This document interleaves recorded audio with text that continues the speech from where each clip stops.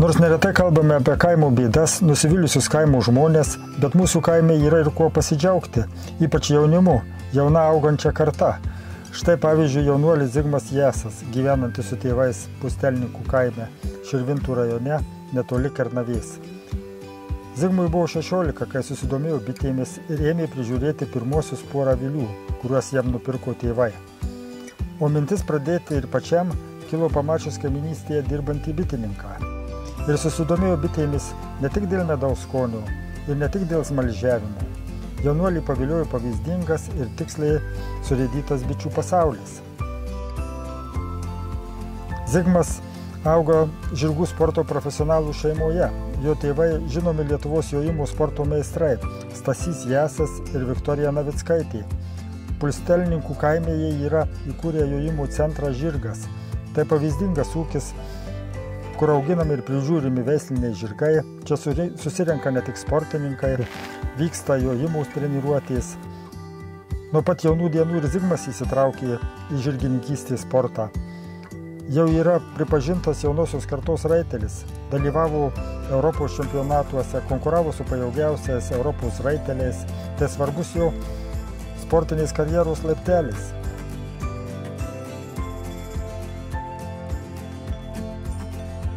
Mes atėjome į vieną iš mūsų žirgyno pusių. Čia kaip būtų sportiniai žirgai, kurie kaip vieni jauni, kiti jau startuojantis, dalyvaujantis varžybose. Aš 6 ir 7 metai. Šiuo metu mano brolis su jais startuoja varžybose sėkmingai. Jinai kaip šiaip skaitosi dar jauna, mažai patyrus, bet viskas dar ateityje.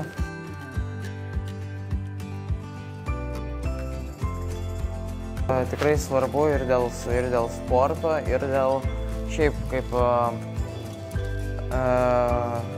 ir tai dalis yra vis tiek ir istorijos, nes kur buvo žmonės, ten ir žirgai realiai buvo, kaip pagalbininkai dideli.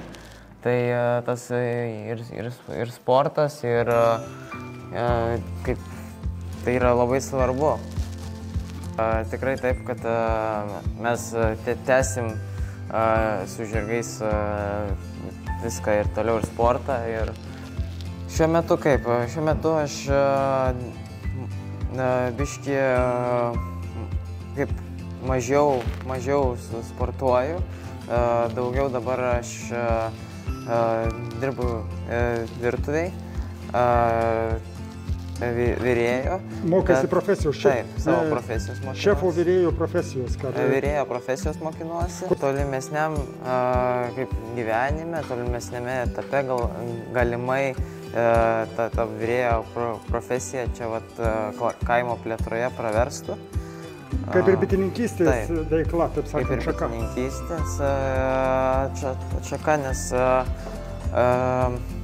bitininkystė tai aplamai kaip medus ir kiti bitininkystės visi produktai, jie labai gali būti plačiai naudojami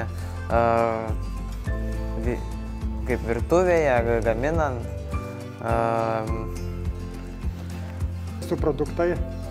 Bičių produktai, kurių yra ne vienas, tikrai gali daug. Gyvenant su žirgais, kuris dabar žaidžia ir kanda, ir gal ir nekanda, kokie tavo prisiminimai, pavyzdžiui, bitės įgylė, o žirgai numetė tave nuo balnų, kurie buvo skausmingesni? Na, aš tai kaip to visiškai negali lyginti, dėl to nes ar pavojų žirgose ir bitėse negali lyginti, dėl to nes kaip jie yra visiškai skirtingi ir tas toksai kaip ar bitės įgėlimas, ar nukritimas nuo arklio, ar nuspirimas, tai kaip tai yra visiškai skirtingi dalykai. Bet skauda, ne? Tai skauda reiškia gyvas.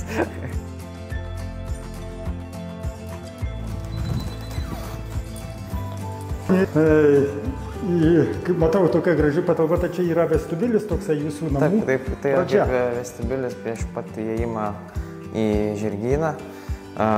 Čia galima kaip pasižiūrėti kaip prisėsti, atsipalaiduoti, šitą yra visokių, kaip nuo mūsų šeimos laimėjimų.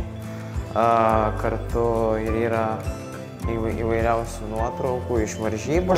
Kaip mano tėvai, mano seneliai, mano proseneliai kaip pradėjo visą savo gyvenimą su žirgais. Mano tėvas čia taipogi, čia įvairiose varžybose. Čia yra mano mama, taipogi ir tenais būtų mano mama. Čia galima būtų matyti mano brolį. Jeigu nebūtų kaimo, tai tikriausiai ir miesto nelabai būtų, nes mes pirmiausia neturėtume ką valgyti. Kaime yra labai daug įvairių galimybių.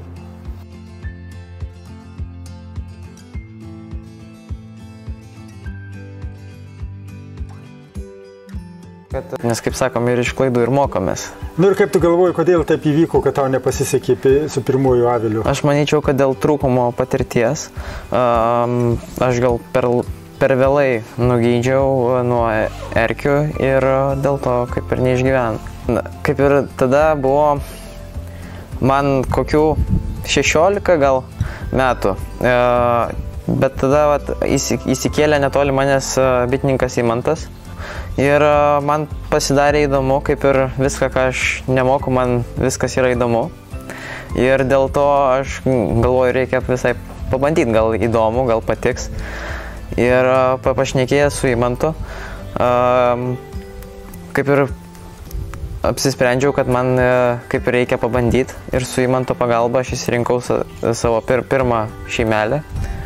Pas amšėjų tada visą vasarą per savaitgalį būdavo, kad į savaitgalį vieną dieną būdavo, kad nuvažiuodavau kaip ir pasimokyti, biški kažką gal padėti. Labai aš atsivėrė kaip ir šiek tiek akis.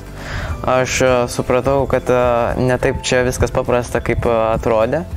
Ir aš pasimokęs tada ir praktiškai, ne tik teoriškai, aš tada kaip ir pradėjo man sektis. Ir ūpas atsirado daugiau, taip sakant. Tada daugiau kaip ir noro yra. Atsirado šviesa, taip sakant, horizonte.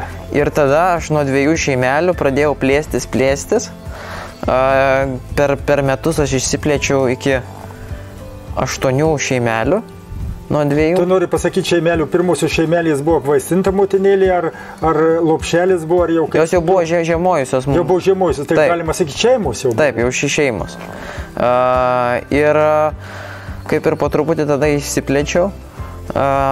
Paskui sekančiais metais man dėdė padėjo įsigyti apiterapijos namelį, kuriame irgi apgyvendinau bites. Ten 6 šeimos tikriausiai, iš abiejų pusių ar 3? Ne, viena ta pusė gulima ir yra tam kvėpavimo aparatui dar viena šeimelė, kad gali uždėti ten tą kvėpavimo aparatą. Iš viso 4? Taip, iš viso 4 vienoje. Dažniausiai kokį sekmadienį, šeštadienį, dėl to nes sekmadienį būna kaip ir arkliam išeiginė, žirgam išeiginė.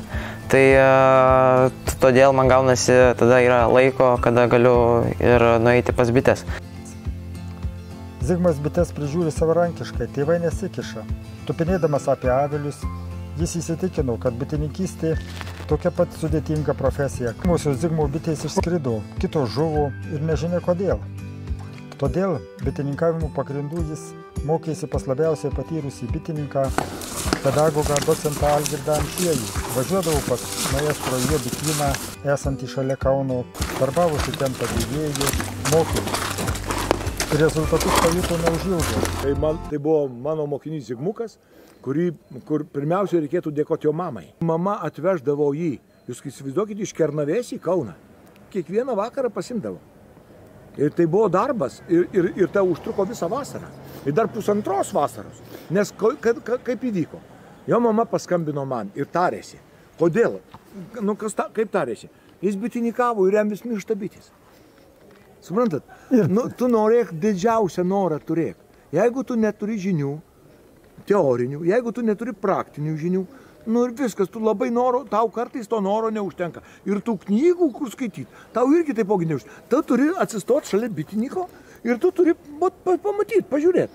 Ir jis tą darė. Ir jis tą darė ir jūs patikėkit manim. Ir, pavyzdžiui, tą apie namuką, kur gulėtų bičių. Pažiūrėkit, jis vienas iš pirmųjų pasistatė. Aš tik tai parsivežiau tos namukus, jis po kiek laiko sako, ir aš noriu. Ir pažiūrėkit, jis nuostabiai bitininkauja. Tai dar vienas dalykas, kad jis daug medaus išima. Ir agronomijos fakultete, Vytauto Didžiojo universitete, agronomijos fakultete yra 5 kreditai privalomo mokslo. Tai vat, išeina agronomas, specialistas, kur aš noriu pasakyti, ne bitininkas jis bus, bet susipažinęs su bitininkės ūkį, atkreipdamas dėmesį į bites. Apdulkinimas, chemijos naudojimas, laiku naudojimas, teisingai naudojimas. Aš juos visus supažindinu su tokiu dalykykla. Lietuvos bitininkystės yra labai stipri. 1001 jaunuolis ateis, norės bitininkystės. Iš 1001. Ir tai gerai. Aha, tai pernai buvo geras. Pernai kiek pardavė medaus? Ar pardavė ir apskritai pardavė? Pernai yra labai sudėtinga pasakyti, kiek aš to būtent medaus pardaviau, ar kiek nepardaviau, dėl to nes kaip ir šeima gan didelė. Tėvai, dėdės, dar brolis ir... Brolis visi, ta prasme vis tiek gaunasi daug kas, bet šiaip pažįstamų ratui, tai taip šiek tiek gavosi, kad pardavė. Kažkiek ir... kad kaip užsidirbti tam, kad nors ar nugydyti, ar kad pašerti žiemai. Pamaitinti, taip. Ir kaip tu galvoji, ar galima už dyką bitės tokį sunkiai uždirbtą kūrinį medų dalinti už dyką? Gal tik tai invalidams ir ligonėms? Ne, visiškai už dyką ne. Aš net šeimos nariam, tarkim, kaip ir bent jau simboliškai, kad kažką geriau, kokį euriuką ar ką nors duotų, nes, kaip ir vis tiek tai yra didelis darbas. Kad suprastų, kad bitė per metus jis per savo sezoną surenka tik tai šaukštelį medaus. Taip, nes kiti labai nevertina to medaus. Žmonės, aš esu susidūręs su kai kuriais žmonėm, kad sako, tai kas čia, bitė surinko ir ką, ir tu paėmė ir supylė į sloiką. Ir turi dovanot visiems, taip sakant. Ir dabar čia mes stovim tavo avilys, kuris minėjai prieš mūsų pokalbį, kad čia yra pirmasis tavo avilys. Taip, čia yra mano pirmasis avilys. Kaip ir dabar jisai jau turi šiųmetinį spiečių, dėl to nes per žiemą neišgyvena viena šeimelė, dėl tokios kaip sunkaus pavasario. Tai kad tie orai keičiasi, tai kaip ir nespėjau sužiūrėti ir žiūriu, kad jau badu sulindusios į akutę. Tai todėl dabar apgyvendinau naują spiečių. Naują spiečių. Ir matau, kad tu dabar savo bityną padalinės į kelias vietas. Jeigu tu turi 16 avilių, tai žiūriu dabar čia 3 ir taip gana teoriškai teisingai darai. Aš pasidalinęs, kadangi pas mus yra gan nemažai teritorijos, tai aš pasidalinau į skirtingas vietas, kad šiek tiek biški toliau vienas nuo kito būtų. O dabar tavo vienas iš mokytojų Algirdas Amšiejus, bet jisai yra daugiaaukščių avilių šalininkas, o pas tave matau Dadano aviliai. Tai kaip čia? Taip, jisai yra kaip ir daugiaaukščių, bet kadangi jisai sakė, kad yra lengviau su Dadanais kaip pradžiamokslį, o paskui, sako, galima su laiku ir pereiti ant daugiaaukščių. O dabar kaip tu įsivaizduoji savo ateitį bitininko? Ar tu tapsi profesionalu, kiek gali didinti avilių kiekį? Kaip įsivaizduoji 2-3 metai į ateitį? Aš įsivaizduoju, kad bitynas didės. Dar nežinau, kiek aš jį didinsiu. Bet kol kas aš kaip linkęs tą bityną didinti. Tai žinoma, reikia kažkaip tai ir iš šeimelių, ir pirksi, ir žiūrėsi, taip sakant.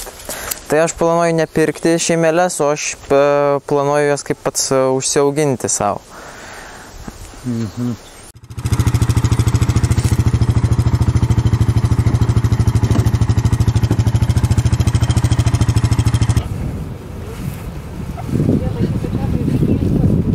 Jie labai imlus yra žiniom, labai daug randa informacijos, kurios kartais mes vyresni nesugebam surasti.